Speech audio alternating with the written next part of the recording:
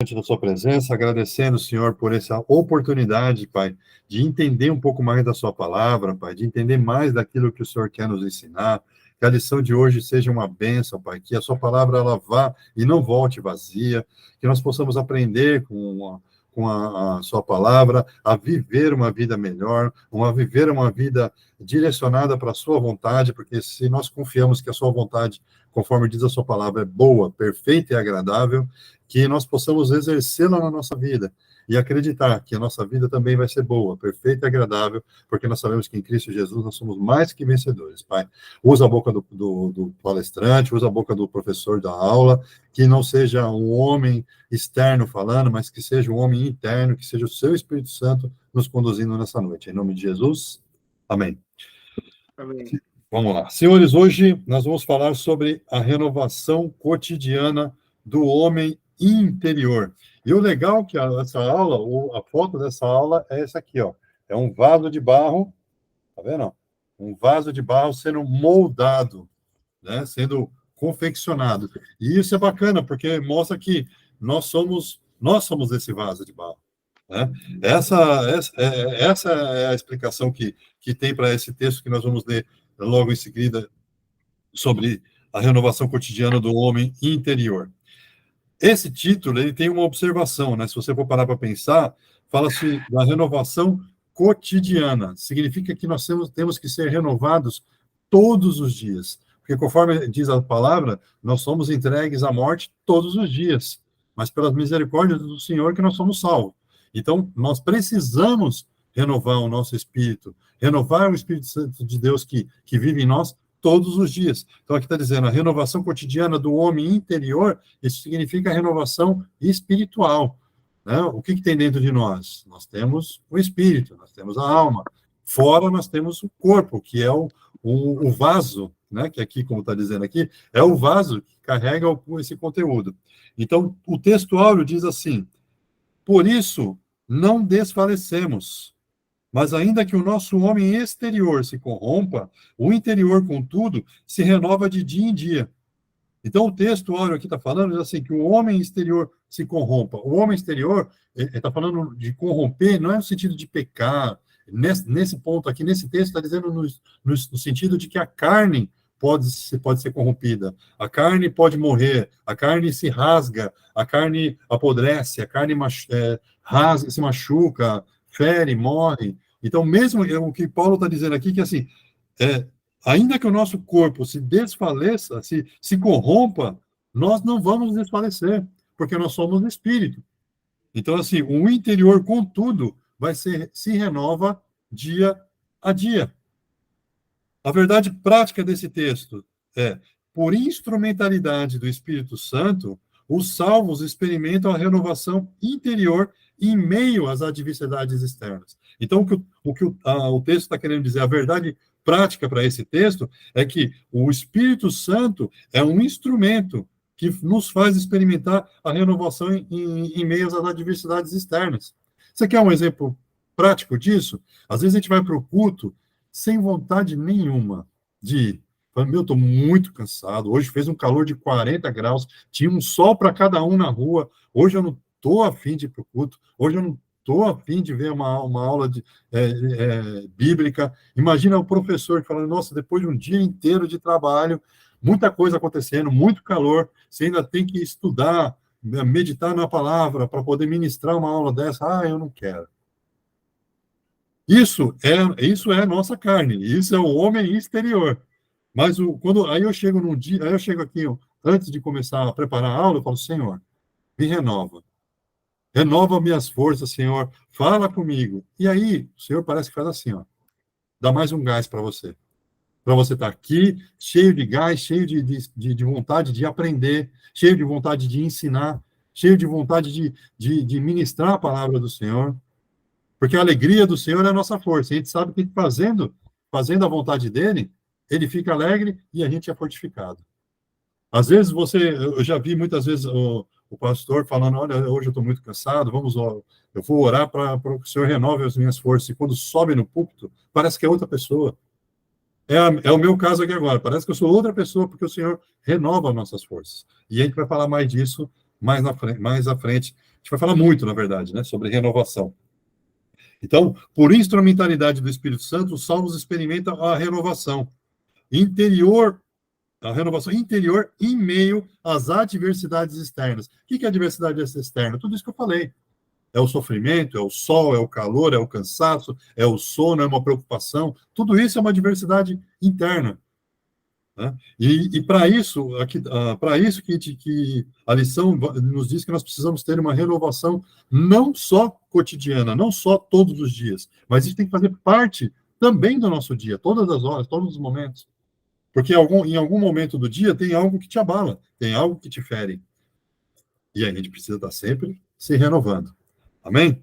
Então, é assim, a palavra desfalecer significa perder força, significa desmaiar, enfraquecer, fraquejar, tá? Mas o Espírito Santo de Deus nos renova e nos faz mais alto. A gente vai falar mais a respeito disso, tá?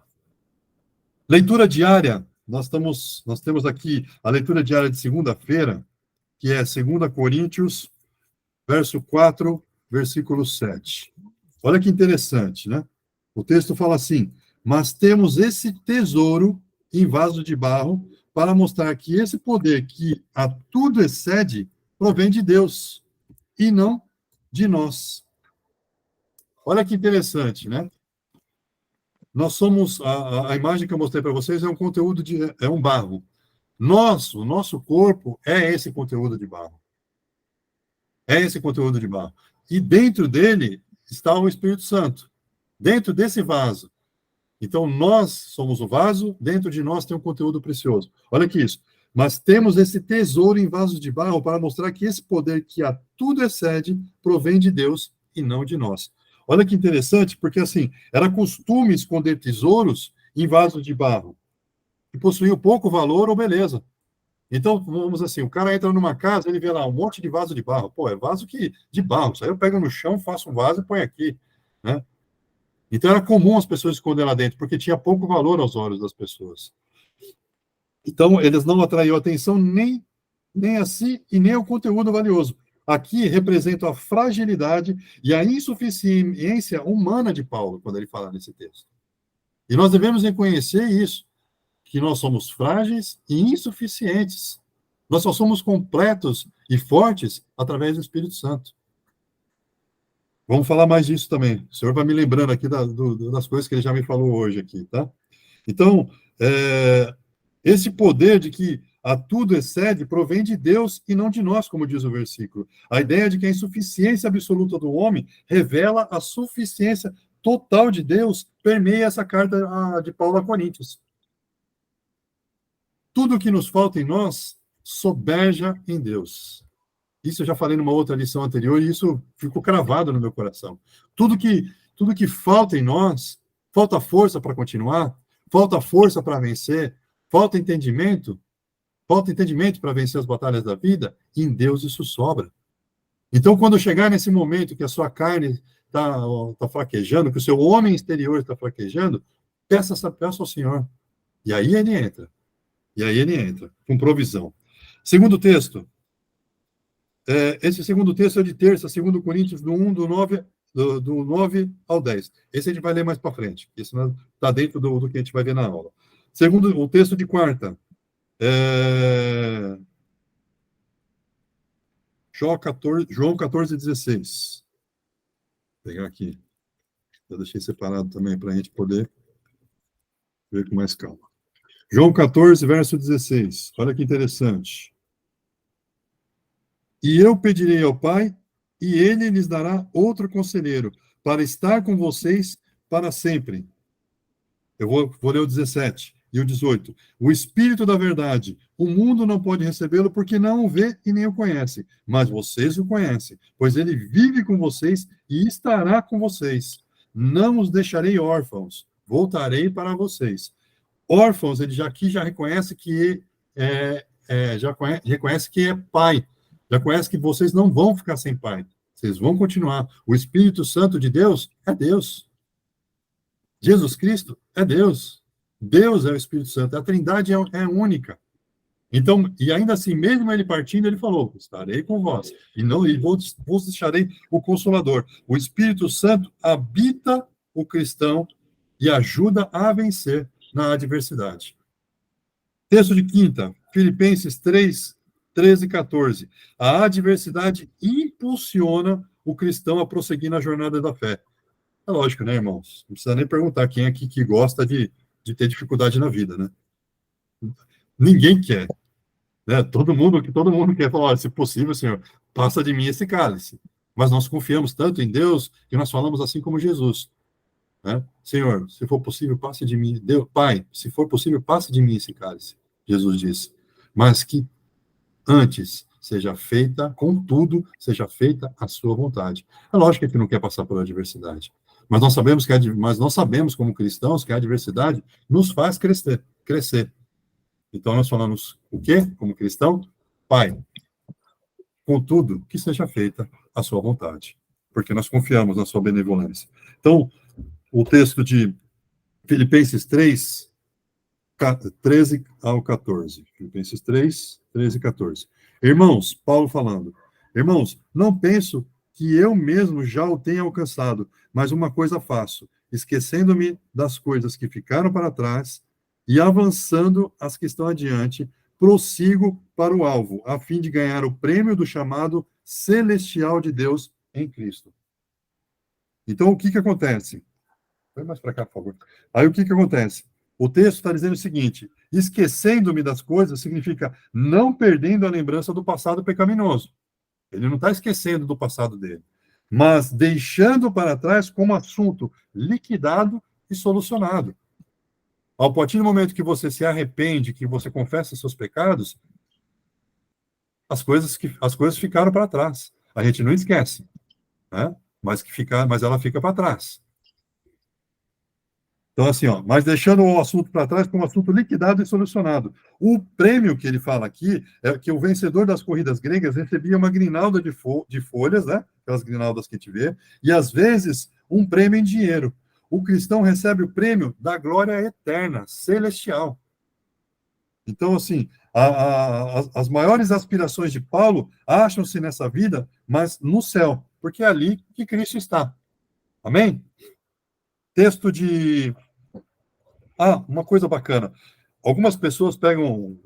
Me veio na cabeça uma analogia sobre vasos de barro, né? Sobre como recuperar aquele vaso riscado, aquele vaso cheio de marcas, aquele vaso que já não está com aquela cor uniforme. Então, eu pesquisei alguma coisa sobre vasos e eu vi que algumas pessoas, elas vão lá, primeiro elas limpam, tiram a impureza do vaso para recuperar um vaso de barro, elas vão lá e lavam esse vaso, mergulham no vinagre e deixam algumas horas lá para purificação, para ser renovado, e depois disso eles vão lá, escovam esse vaso com uma escova de aço, e às vezes o aço ele risca o vaso, né, deixa marcas no vaso, mas a instrução diz o seguinte: não tem problema, continue riscando, mesmo que o vaso fique riscado, não tem problema, continue escovando, continue limpando o vaso. E assim é a nossa vida também no decorrer do dia. Às vezes, para a gente ser renovado, para a gente ser purificado, algumas marcas ficam na gente. Algumas marcas ficam no nosso corpo. Algumas marcas ficam ao longo da nossa trajetória.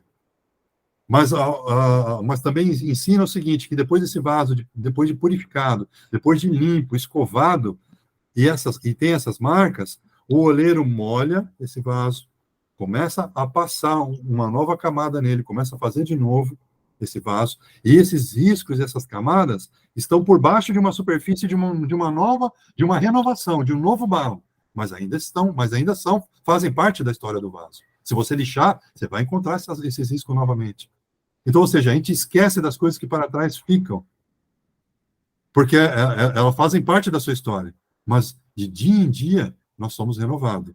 A renovação cotidiana do homem interior.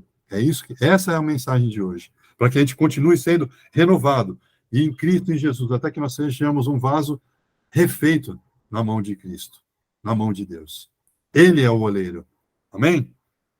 Verso sexta, Hebreus 11:1, né, que é o apelo da Escritura ao exercício da fé bíblica, para que a gente possa exercer. Tudo isso que a gente está falando aqui sem fé, não acontece, tá, irmão? Não acontece. Então, assim, o Hebreus 11 diz que, ora, a fé é a certeza daquilo que esperamos e a prova das coisas que não vemos, pois foi por meio dela que os antigos receberam bom testemunho. Acabei de falar agora sobre o texto que diz que as pessoas colocavam dentro do vaso de barro ouro, guardavam coisas preciosas dentro do vaso de barro. E aqui o texto diz o seguinte: a fé é a certeza daquilo que esperamos e a prova das coisas que não vemos. A gente vê o Espírito Santo dentro de nós? A gente não vê. Mas temos a fé de que existe o Espírito Santo de Deus em nós. Então aqui diz que a fé é a certeza do que esperamos, é a prova das coisas que não vemos, pois foi por meio dela que os antigos receberam bom testemunho. Então, esse Hebreus aqui faz me lembrar desse conteúdo que nós, dentro de um vaso de barro, que nós não vemos, mas nós temos a fé e acreditamos que ele existe.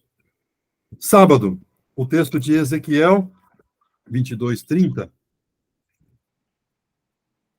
Deixei separado aqui também. Deixei. Não, esse eu não deixei. Ele diz assim, que a busca do Espírito de Deus por crentes que tomam posição contra o mal. Vou abrir aqui Ezequiel 30. Achei, tá aqui. Pensei que esse eu tinha deixado separado, não deixei não. Ezequiel 22:30. Tá aqui. Ezequiel 22:30 diz assim: procurei entre eles um homem que erguesse o muro e se pusesse na brecha diante de mim e em favor dessa terra, para que eu não a destruísse, mas não encontrei nenhum.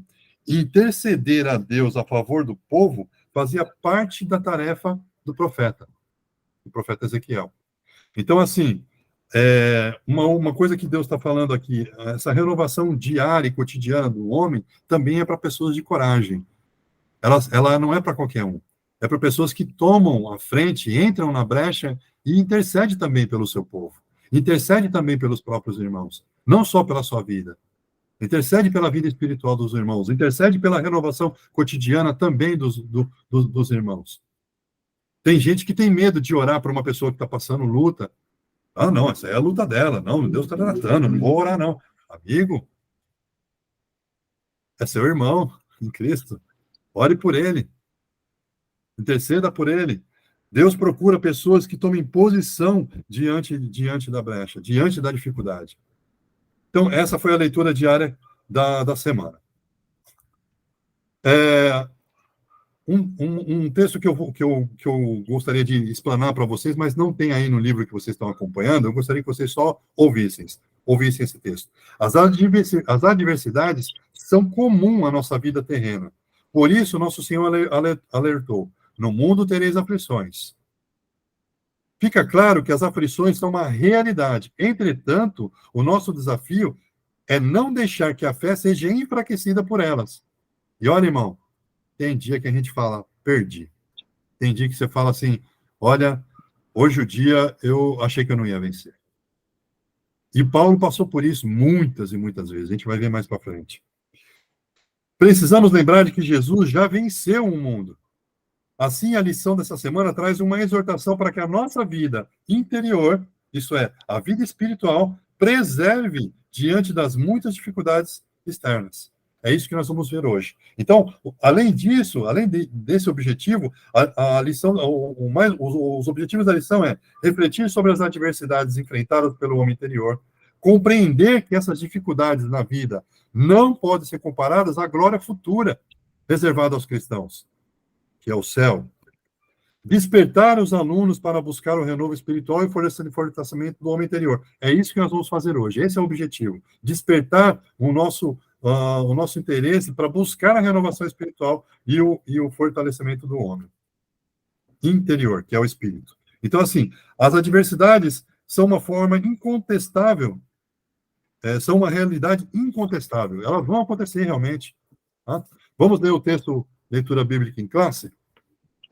2 Coríntios 4, 11 e 18, diz assim, e assim nós, Paulo mandando essa carta para os coríntios, tá? E assim nós que vivemos, estamos sempre entregues à morte, por amor de Jesus, para que a vida de Jesus se manifeste também em nossa carne mortal. Então, de maneira que em nós opera a morte, mas em vós a vida. E temos, portanto, o mesmo espírito de fé, como está escrito: cri, por isso falei. Nós cremos também, por isso também falamos. Sabemos que o que ressuscitou o Senhor Jesus nos ressuscitará também por Jesus e nos apresentará convosco. Porque tudo isso é por amor de vós, para que a graça, multiplicada por meio de muitos, torne abundante a ação de graças para a glória de Deus. Por isso, não desfalecemos, mas ainda que o nosso homem exterior se corrompa, o interior, contudo, se renova de dia em dia. Corpo versus espírito. Porque a nossa leve e momentânea tribulação produz para nós um peso eterno de glória muito excelente. Não atentando nós nas coisas que se veem, mas nas que não se veem, porque as que se veem são temporais, e as que não se veem são eternas. Meditando nesse texto, 2 Coríntios 4, 11, 18, que a gente leu aqui agora, diz assim, me fez entender o seguinte: o homem exterior de Paulo, que é o corpo, sofreu naufrágio. Não foi um, foram vários naufrágios. Eu falei naufrágios, porque foram vários. Se eu não me engano, foram três naufrágios que ele sofreu. Foi preso, foi chicoteado, foi humilhado, sofreu fome, sede, perseguido, e etc, e etc. Então, esse homem exterior de Paulo, a carne, sofreu coisas assim horríveis.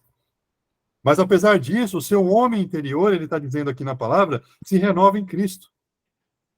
E ele não, assim, a Bíblia dá vários testemunhos a respeito disso. Não é só Paulo que dá testemunho disso. Mas mesmo assim, vamos lembrar de Paulo e Silas na prisão, em Atos 16, 25, 28. Bom, eles foram açoitados em praça pública, foram humilhados, cuspidos. Depois foi preso, acorrentado numa prisão, mesmo sendo cidadão romano. Foi preso numa prisão romana. Foi acorrentado, foi chicoteado. E mesmo lá, acorrentado, chicoteado, preso, orava e louvava ao Senhor Jesus. E orava a Deus. Então, ou seja, a carne dele foi dilacerada, como foi dito lá, foi corrompida por chicote, foi preso, sofreu, estava sujo, humilhado, com cicatriz, com sangue, mas o homem interior dele estava sendo renovado. Através do quê? De oração e louvor. A palavra diz que estava Paulo e Silas presos, e eles, por volta da meia-noite, eles oravam e louvavam ao Senhor. Isso, irmão, é o que te renova. Quando estiver passando por adversidade, dobra seu joelho, ora, louva ao Senhor, e você vai ver como você vai se sentir renovado. Eu vi pessoas passando por lutas assim que, olha, para muita gente não ia aguentar. Mas como ela orava e buscava o Senhor, você olhava para a pessoa, você nem percebia que a pessoa estava passando por essa luta. Você só ficava sabendo porque ela comentava, porque ela falava. Então, isso é uma lição para a gente, para mim, para você, para todos nós. Então, assim, essa passagem de Atos 16, 25, 28, de Paulo e Silas, me fez lembrar disso. Esse comentário de Paulo, de 2 Coríntios, me fez lembrar dessa passagem de Atos. Outra passagem que me lembra é de Mateus 26, 41, que Jesus diz: a carne é fraca, mas o espírito está pronto. A carne é fraca porque ela rasga, ela estraga, ela morre. O espírito é forte e é pronto, como diz Jesus, porque ele é eterno. O espírito é eterno. Uma vez eu ouvi dizer assim, nós não morremos, nós vamos viver eternamente. Agora, você escolhe onde você quer passar a sua eternidade. Forte, né? Você quer passar a sua eternidade aonde? No céu, com Jesus, né? Logo depois de passar essa breve e momentânea tribulação. Sabe o que é breve e momentânea tribulação? 70, 80 anos, é a nossa vida, irmão. Mas ela produz peso de glória lá na frente, nós vamos ver isso para frente. Peso de glória para a eternidade. Porque o que você passa aqui hoje, irmão, é para você crescer, para viver. Você acha que 70, 80 anos é muita coisa? E o que você me diz de uma eternidade? Por isso que ele fala, tudo que a gente passa aqui é breve e momentâneo. Eu lembro de coisas que eu passei na minha vida que eu falava assim, eu não vou aguentar isso. Meu Deus do céu, por que tanto sofrimento? Por que eu estou passando por isso? Por que eu estou passando por aquilo? Irmão, esquecendo das coisas que para trás ficam, eu sigo ao alvo da soberana vocação que é Cristo Jesus. Já passou, já foi. E isso foi o quê? 3 meses de luta, 6 meses de luta, 1 ano de luta, 2 anos de luta? O que é tudo isso diante da eternidade? É breve e momentânea tribulação, como diz Paulo. Quando a gente tem esse entendimento disso, quando a gente começa a pensar dessa forma, como a gente começa a ter a mente de Cristo, não que nós não vamos ter tribulações, mas elas vão ser mais fáceis de passar. Em Cristo Jesus nós somos mais que vencedores, como diz a palavra. Então, assim, a carne rasga, estraga, morre, o espírito é forte, é pronto e é eterno. 2 Coríntios 1:8, não está aqui, porque não está na parte da leitura bíblica em classe, mas eu queria que você lesse comigo. Ó. 2 Coríntios 1:8 diz assim: Irmãos, não queremos que vocês desconheçam as tribulações que sofremos na província da Ásia, as quais foram muito além da nossa capacidade de suportar. Olha Paulo falando. Foi muito além da minha capacidade. Paulo, um homem em Cristo, de espírito renovado, teve hora que até ele achou que não ia suportar. Ele fala aqui, ó. As quais foram muito além da nossa capacidade de suportar, ao ponto de perdermos a esperança da própria vida. Ele achou que ia morrer, irmão. Ele achou que ia morrer. Se Paulo, homem cheio de esperança, também teve esse medo, também teve dificuldade para vencer, homem que tinha uma intimidade com Deus gigantesca, você acha que eu e você não vamos ter provações para poder passar? Mas olha onde Paulo chegou. Olha o que Paulo chegou, a estatura que Paulo chegou. Hoje, tudo isso que aconteceu com ele serve para que a gente aprenda e cresça com o Evangelho. E hoje, tudo que acontece na sua vida, na minha vida, serve para que a gente possa edificar o nome do Senhor Jesus Cristo e mostrar para aquele irmão que está passando por isso agora, está passando pelo aquele momento que você passou há um tempo atrás, para você mostrar para ele que tem cura, tem jeito, tem salvação. Tem irmãos que estão pensando em se suicidar nesse exato momento. Tem irmãos que já passaram por isso. Tem irmãos que já tiveram esse pensamento e superaram. E isso é a lição que você superou e chegou até aqui hoje, para que o nome de Deus seja glorificado na vida desse irmão que está pensando em fazer isso hoje. Então, assim, muitas das vezes a gente acha que a gente não vai vencer. Né? E ele fala aqui, ó, ao ponto de perdermos a esperança da própria vida. De fato, já tínhamos sobre nós a sentença de morte, para que não confiássemos em nós mesmos. Sabe por que Deus permite essas coisas? Para você parar de confiar em você mesmo. Para você começar a confiar nele. Quando você confia em você mesmo, irmão, provavelmente você vai padecer. Provavelmente, quando você confia, a palavra diz para você não confiar no seu próprio conhecimento, não se sustentar no seu próprio conhecimento, no seu próprio achismo. Mas quando você confia e põe a sabedoria em Deus, é aí que Deus age. Quando você fala assim, Senhor, até aqui eu suportei. Daqui para frente, Senhor, é com você. Aí Deus fala, agora sim é comigo. Porque você colocou as suas expectativas, a sua fé em mim. E Deus honra a sua fé. Não confiar no braço do homem. Oi, pastor. Não confiar no braço do homem. É isso aí. Eu tive uma breve experiência. Eu tive uma oficina mecânica em que não deu certo porque eu confiava em homens. Eu confiava naquilo que eu achava, que eu sabia. Confiava em mim. Confiava no meu conhecimento e confiava nas pessoas que estavam comigo. E não pus a minha confiança em Deus.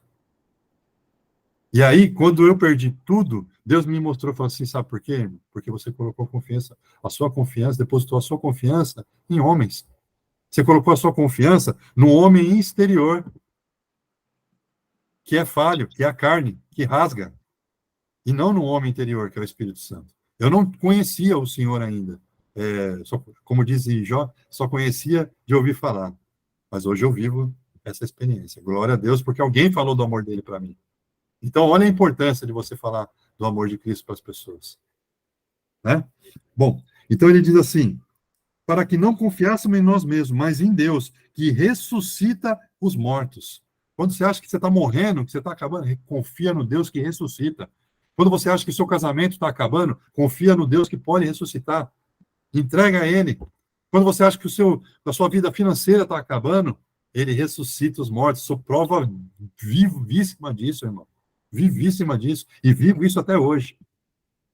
Sabe que você não ter dinheiro para comprar um botijão de gás para poder cozinhar, para poder comer? Mas o Senhor ressuscita. Ele nos livrou e continuará nos livrando de tal perigo de morte. Ele não nos livrou. Quantos perigos de morte já tive? Quanto livramento andando de moto para cima e para baixo, de carro. Deus já nos livrou. Hoje já tive vários livramentos, todos os dias. Nós somos entregues à morte todos os dias. Muitas são as aflições dos justos, mas o Senhor os livra de todas. Seja um homem justo, viva de acordo com a palavra, e o Senhor vai te livrar de todas as aflições. É promessa dele. Deus não mente, não é homem para mentir. Nele temos colocado a nossa esperança de que continuará a livrar-nos. Amém?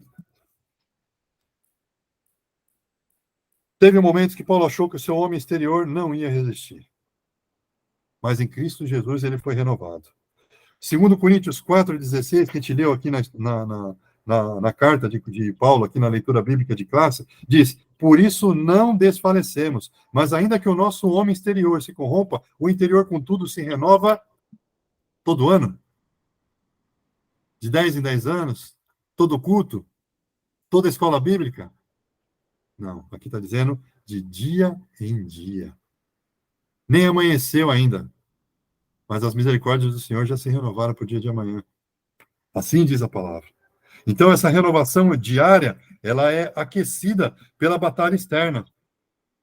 Qual é o crente que busca a presença, como é que eu vou falar, de forma intensa, se não for na luta? Se não for na dificuldade? Qual é o crente que deposita toda a sua fé no Senhor no momento de alegria? É difícil, né, irmão? A gente tende a falar assim, ufa, estou vivendo num momento bom, de paz, deixa a minha vidinha aqui e tal. Irmão, a gente sabe que na dificuldade é que a gente dobra o joelho e pede a Deus para nos ajudar. A gente busca mais a presença dele. Não há nada errado nisso, porque isso significa que você está confiando no Senhor. Mas é a luta que nos forja, é a luta que nos fortalece. Não há vitória, alguém falou isso essa semana, acho que foi o Vinícius. Não há vitória sem luta. Se você não lutou, não teve vitória. Caiu no seu colo. Né? Então, assim, a renovação diária é aquecida pela batalha externa. Na luta, o cristão é fortalecido pelo Espírito Santo. O vaso de barro, quando ele é moldado, ele é fortalecido aonde? No forno, irmão. Na alta temperatura, no calor. É ali que o vaso é fortalecido. O ouro é purificado, o conteúdo do vaso, ele é purificado também aonde? Como que o ouro é purificado? Aquecida a uma temperatura extrema, aonde as impurezas sobem, é retirada, e ali tem o ouro limpo. O ouro de Ofir, né? Como diz a palavra. Então, é nas dificuldades, é na fornalha, né, que a gente é provado e aprovado. Provado e aprovado. Ok? Isaías 40, 31 diz assim: aqueles que confiam no Senhor são como águias.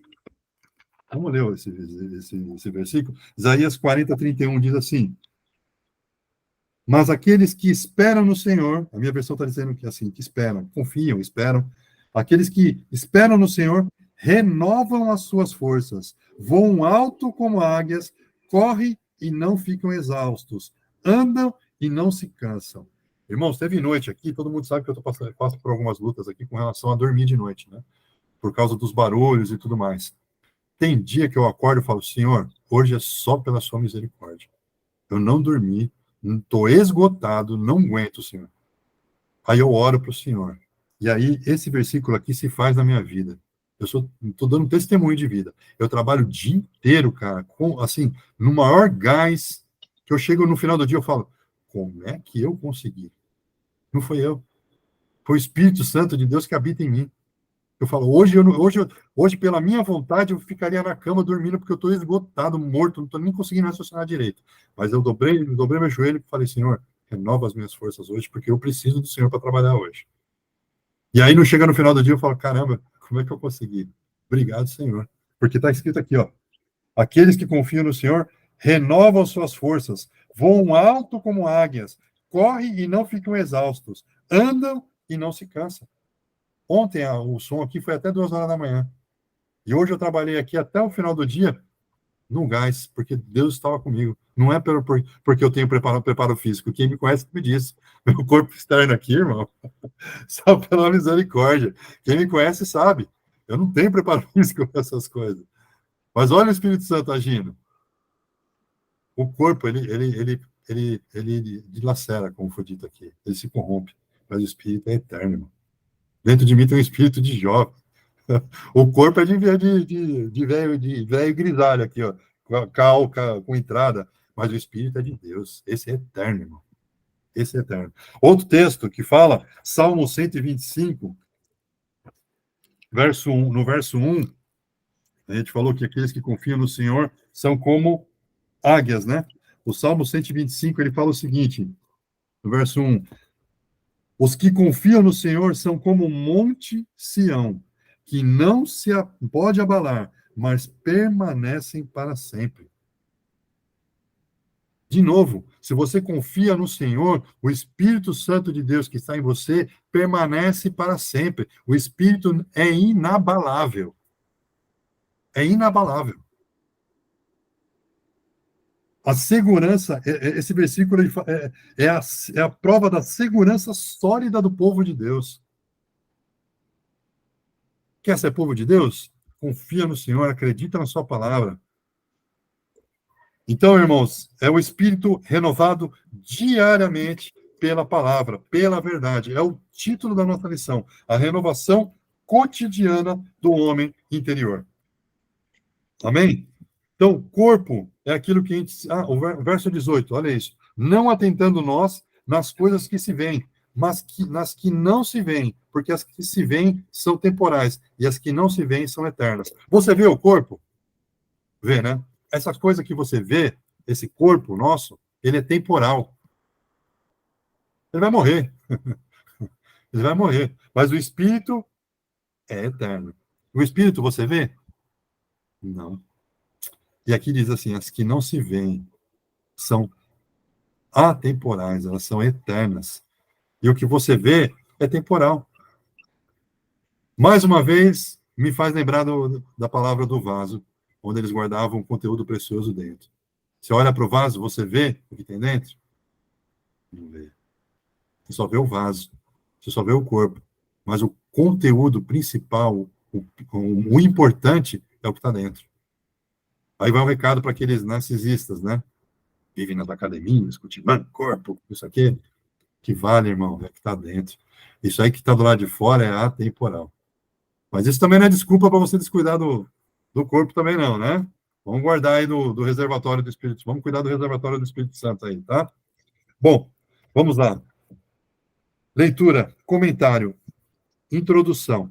As adversidades externas são uma incontestável realidade. Apesar disso, por meio do Espírito, os salvos experimentam a renovação espiritual no interior da sua vida. Não obstante, durante a nossa existência, o corpo mortal permanecerá sujeito às adversidades da vida. Nessa lição, nós veremos o sofrimento do homem exterior, o fortalecimento do homem interior e os desafios atuais como forças externas que tentam esmagar a nossa vida espiritual. A finalidade é mostrar que o crente espiritualmente renovado pode resistir a qualquer ataque das trevas. Guarda isso. O crente espiritualmente renovado, ele pode resistir a qualquer ataque das trevas. Quem me conhece sabe que eu estava passando uma luta aí há uns 20 dias atrás, 30 dias atrás, e que eu falava, eu não vou aguentar, assim. Eu estava fraquejando já. Mas é aí que você busca a renovação espiritual. É aí que você busca mais o Senhor. A palavra diz que o poder de Deus se renova na nossa fraqueza. É na nossa fraqueza que o seu poder se aperfeiçoa. Amém? O sofrimento exterior. A experiência de... Ah, gente, eu esqueci de falar, mas todos aqui que estão participando, inclusive tem pessoas que estão participando pela primeira vez, se tiver alguma coisa para comentar, quiser dar um testemunho, pode interromper, tá? Não precisa levantar a mão, não. Só entra aí falando, tá? A experiência de Paulo.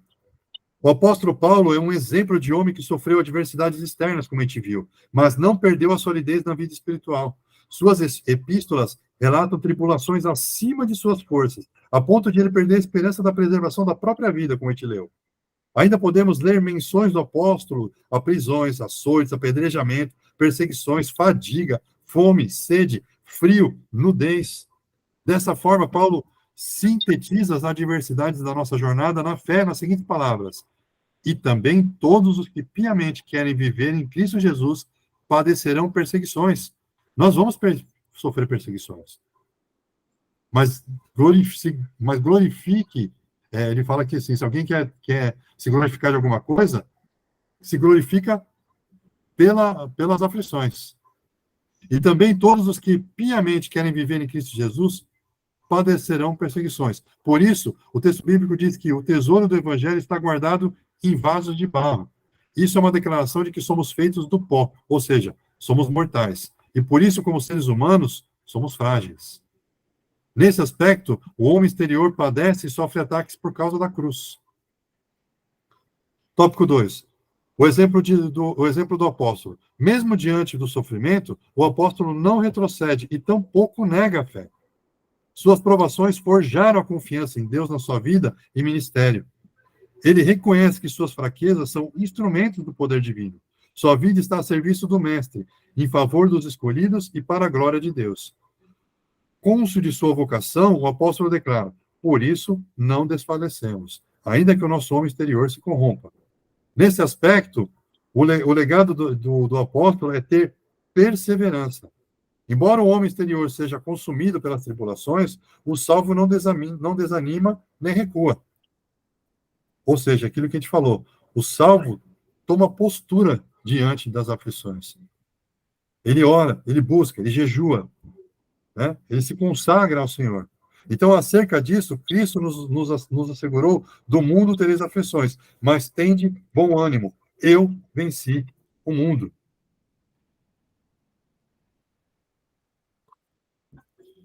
Tópico 3. A esperança do crente.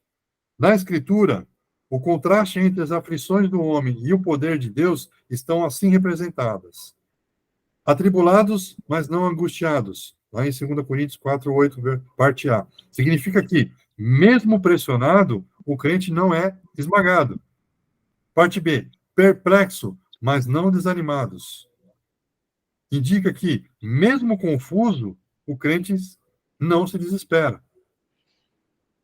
Às vezes a gente fica perplexo: Senhor, o que está acontecendo comigo? Mas você não deixa de acreditar em Deus. Você não deixa de confiar em Deus. Às vezes você pode até perguntar: por que está acontecendo isso comigo? E se você orar perguntando para Deus por que está acontecendo isso com você, ele vai te revelar. Ele vai te dizer por quê. E no final a resposta é sempre a mesma. Ele vai te revelar por quê em detalhes. Mas a resposta é: no final, é para que a glória dele seja manifestada na sua vida. Tá? E tem um porquê disso tudo. Indica que, mesmo confuso, o crente não se desespera. A parte C: perseguidos, mas não desamparados. Essa é uma parte que me faz, edifica a minha fé. Porque, embora você seja perseguido pelas as aflições do mundo, nunca é desamparado. Porque ele diz aqui: estarei contigo todos os dias. Estarei contigo todos os cultos. Estarei contigo no domingo de manhã, na quinta-feira à noite, na quarta-feira, às 8h45. Estarei contigo todos os dias. Sinaliza que, mesmo ameaçado, o crente não é abandonado. Abatidos, mas não destruídos. Mostra que, mesmo derrubado, o crente não é nocauteado. E aí me faz lembrar de Paulo. Um naufrágio que parecia que ia morrer todo mundo. Paulo sabia que ele não ia ser destruído. Mesmo no momento que ele falou assim: olha, a minha vida vai perder, vai se acabar. A vida exterior. Porque ele sabe que a vida interior é que salvo em Cristo Jesus. Ele sabia para onde ele ia. O texto ensina que, embora o nosso corpo esteja sujeito ao pecado e ao sofrimento, Deus sempre provê um meio de escape. Eu acho que foi essa semana que o pastor pregou, não sei se foi domingo, eu não lembro, mas foi uma pregação recente, dizendo que ele sempre nos dá um meio de escape. Na minha vida profissional, eu estou vivendo agora um meio de escape. Na minha vida financeira, eu estou vivendo agora um meio de escape. Todos passam por aflições, sejam financeiras, sejam emocionais, sejam familiares, sejam espirituais. Cristiano, Pois não, pastor? eu preciso falar algo exatamente agora na válvula de escape. Amém, pastor? Nesta semana, na sexta-feira, nós temos que pagar o aluguel da igreja. Amém. Não há provisão. Então, Sim. precisamos que os irmãos participem. Isto é um desafio para todos nós, um desafio para a igreja, e, ao mesmo tempo, é um momento que Deus está permitindo para nos abençoar, porque eu creio que Deus vai enviar essa provisão. Amanhã é o nosso último culto, o culto de quinta-feira, temos que pagar o aluguel na sexta, mas eu creio que Deus vai mover pessoas, e Ele é tão maravilhoso que Ele pode mover pessoas de fora, que não congregam com a gente, como isso já aconteceu algumas vezes. Várias vezes. Para nós é um desafio, porque se nós aplicarmos a nossa fé, abrirmos o nosso bolso, com certeza nós vamos ser abençoados. Então é um desafio de provisão e é um desafio que todos nós vamos ser abençoados, e isso nós vamos testemunhar de que Deus trabalha, supre e opera na nossa vida e através da nossa vida. Então, irmãos, orem sobre isso e participem, e receba aí a bênção de Deus na tua participação. Amém.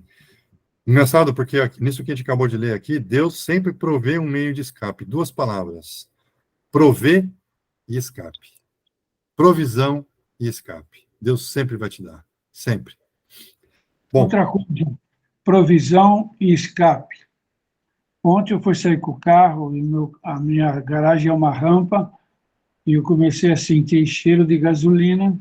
Parei o carro na rua e estava vazando gasolina no filtro. E eu, com muito esforço, eu não conseguia, porque aquela mangueira é muito dura, uma mangueira própria para injeção, eu não conseguia de jeito nenhum colocar ela no local certo do filtro. Liguei para o meu filho, ele falou, eu vou levar uma meia hora. Eu falei, tá bom. Aí orei de novo, já tinha orado, aí o Espírito Santo falou para mim, passa óleo. E eu passei óleo no bico do filtro, e não foi com a minha força, foi uma força sobrenatural, e eu consegui arrumar o carro, e eu tive provisão e livramento, porque quem conhece de mecânica sabe que gasolina vazando no carro é incêndio na certa. Então, Deus, além de me dar a provisão, Ele me deu a libertação e me deu a força, para a glória dEle. Amém. Então, nosso Senhor, glória a Deus, nosso Senhor obteve êxito sobre a morte e, do mesmo modo, temos esperança da vitória e da vida eterna. Portanto, como cristãos, não podemos deixar de aguardar a bem-aventurada esperança em Cristo Jesus.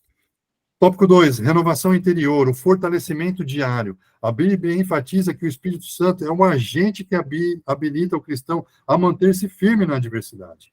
Esse poder do Espírito atua no homem interior e capacita o crente a perseverar e a viver afastado do pecado. Assim, apesar da fraqueza e do sofrimento exteriores, o nosso interior, contudo, se renova de dia em dia. Ponto 2. O eterno peso da glória. O apóstolo Paulo declara o seguinte: a nossa leve e momentânea tribulação produz para nós um peso eterno da glória muito excelente. É aquilo que eu estava comentando para você. Aqui ele faz um contraste entre o sofrimento presente e o futuro glorioso. É aquilo que eu estava falando agora há pouco para vocês. 60, 70 anos parece muito tempo, né, para a gente. mas não é nada comparado com a eternidade, meu irmão. Não é nada. Então, nós estamos aqui vivendo esses 60, 70 anos para aprender a viver uma vida eterna com Cristo Jesus. Quanto mais a gente aprende, quanto mais rápido a gente entender isso, e mais rápido a gente aprender a conviver dessa forma, mais rápido a gente cresce espiritualmente, nos preparando para o alvo da soberana vocação, que é Cristo Jesus. Tópico 3, a visão da eternidade. Fortalecido em Deus, tendo plena consciência da vida vindoura, o cristão é exortado a não focar nas coisas que se veem, mas as que não se veem, contrastando as coisas visíveis com as invisíveis, as temporárias com as eternas. O apóstolo Paulo apela ao exercício da fé bíblica como uma importante motivação para o crente, não desfalecer nas tribulações, não ceda nas tribulações, não se enfraqueça nas tribulações, porque a gente sabe que a gente tem uma vida eterna para viver. Peça ao Senhor ajuda, vá, lute com todas as suas forças. Uma das coisas que eu aprendi no Exército é que quando você não aguenta mais, você ainda aguenta 50%. Eu fui motivado por uma força que eu não quero ser mais motivado. Eu fui motivado pela raiva, né? Eu não quero. Hoje eu sou motivado pelo amor de Cristo. Eu sei que quando eu não aguento mais, o Senhor me dá força e esperança para que eu aguente pelo menos o dobro daquilo que eu não aguentava mais. E as provas disso têm sido os meus dias. Mesmo não dormindo muito, mesmo cansado, 6 horas da manhã, estou de pé, faço todas as coisas, vou dormir lá para as 10, 11 horas, se deixarem, e ainda assim, no outro dia, Deus renova nossas forças e nós vamos trabalhando com força. É Ele que nos renova. Não é pela minha força, é por Ele. Deixa eu ver aqui, tópico 3. Só ler um texto que não está aí para vocês no livro, mas está aqui para mim. Batalha espiritual. A guerra é aplicada de forma figurada à vida espiritual, particularmente pelo apóstolo Paulo. O seguidor de Cristo, como um bom soldado, suporta as dificuldades e não se envolve de forma exagerada com os assuntos dessa vida. Está lá em 2 Timóteo 2, 3, 4. Aquele que é temente e obediente veste toda a armadura de Deus, para que possa estar firme e resistir às forças espirituais opostas que, de outro modo, o derrotariam. Lá em Efésios 6:10, é o meu versículo favorito da Bíblia, eu acho que foi um primeiro que eu me encantei pela Bíblia, diz para a gente se revestir da armadura de Deus, o capacete da salvação, a espada da palavra, a couraça da justiça, né? As sandálias do evangelho. Tudo isso faz parte da armadura para você se revestir para enfrentar as batalhas do dia a dia. A renovação diária, que está falando aqui na nossa lição, ela se dá, Deus nos dá as ferramentas para isso. Ele nos ensina a vencer esse mundo, essa batalha espiritual. Amém? Então vamos lá. Os desafios de hoje. A cultura secularista, a cultura do mundo.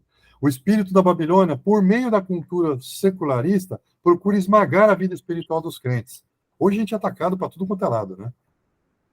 Eu vi crente pregando a palavra de Deus com uma caixa de som e a Guarda Civil recolhendo a caixa de som dele porque ele estava pregando a palavra. É um absurdo isso aí. O cara pregando a palavra, falando do amor de Cristo, e a Guarda Civil foi lá e estava prendendo a caixa do cara porque houve uma denúncia de perturbação. Aí eu falo para vocês, 3 horas da manhã, ontem, terça-feira, o som estava no último volume aqui. Você está entendendo qual que é a batalha espiritual? É espiritual, irmão. O inimigo não quer que a palavra seja pregada. O inimigo não quer que você, seja salvo. Ele quer que você perca a salvação. Sabe como? Arrumando briga, arrumando confusão. É isso que o inimigo quer. Tirar a sua paz, para você pecar, para você falar mal, pra você xingar. É isso que ele quer.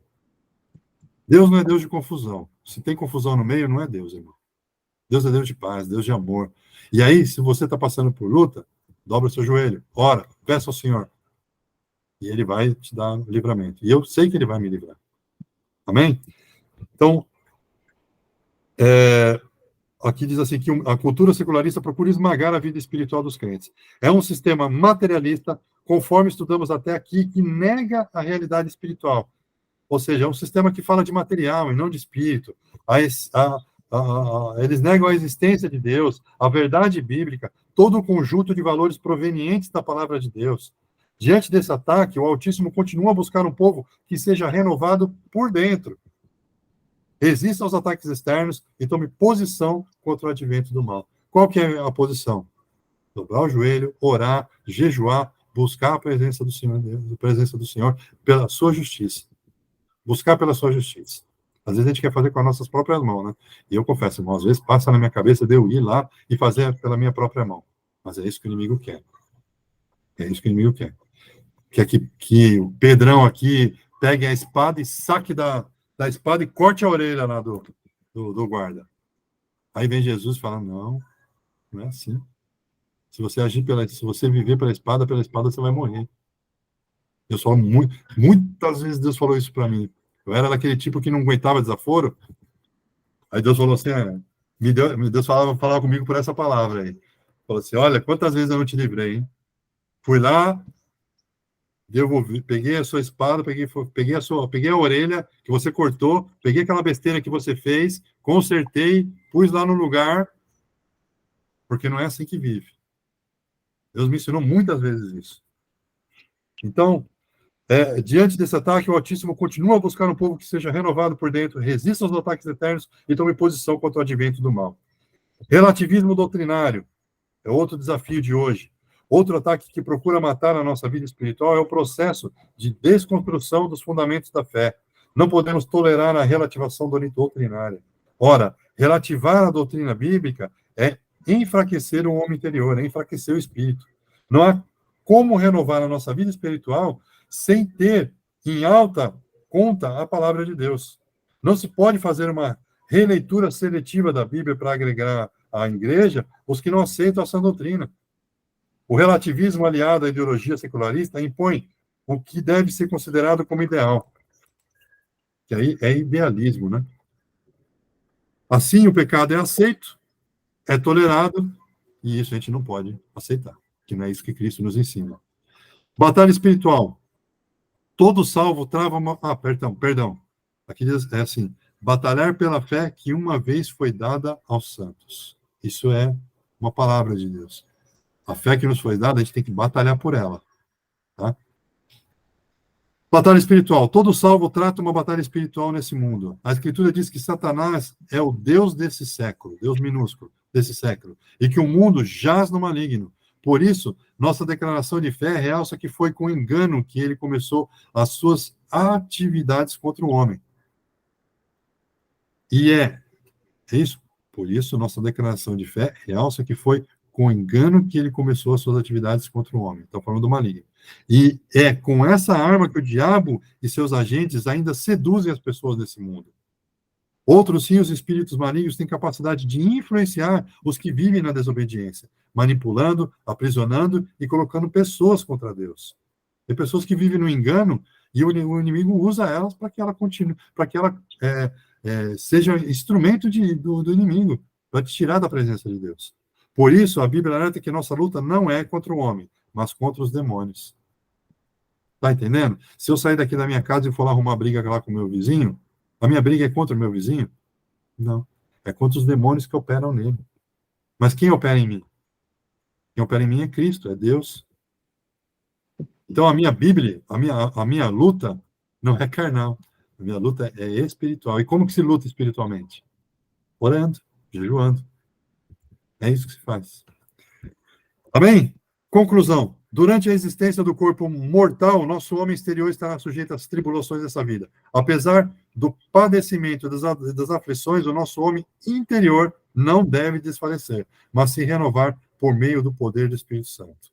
Assim, os sofridos do tempo presente, os sofrimentos do tempo presente não podem ser comparados com o peso de glória eterna reservado para os fiéis. Por isso, no tempo presente de ataques e desconstrução da fé cristã, necessitamos de renovação do nosso espírito interior todos os dias, para enfrentar o poder do pecado e do mal todos os dias. Que Deus abençoe você. Deixa eu só cumprimentar o irmão Rafael. Eu não sei se eu conheço você, porque a imagem está muito pequena. Que bom que você está conosco. Deus te abençoe. Amém. Obrigado, Rafael, por ter aceitado o convite. Obrigado. Eu espero que essa palavra esteja enriquecendo a sua vida. Obrigado, seu Natal. Obrigado, Vinícius. Obrigado a todos, Marlene, Carmen, pastor, todos os participantes dessa escola bíblica. Muito obrigado. Espero que Deus mostre e revele a você tudo aquilo que você aprendeu aqui hoje. Amém? Obrigado, Amém. Gente. A paz do Senhor, Deus abençoe aí, uma quarta-feira abençoada. Paz do Senhor, fofura, Deus abençoe. Amém. Obrigado pelo convite, Cristiano. Amém, Deus abençoe, seja bem-vindo. Boa noite. Amém, boa noite. Paz do Senhor, gente. Paz.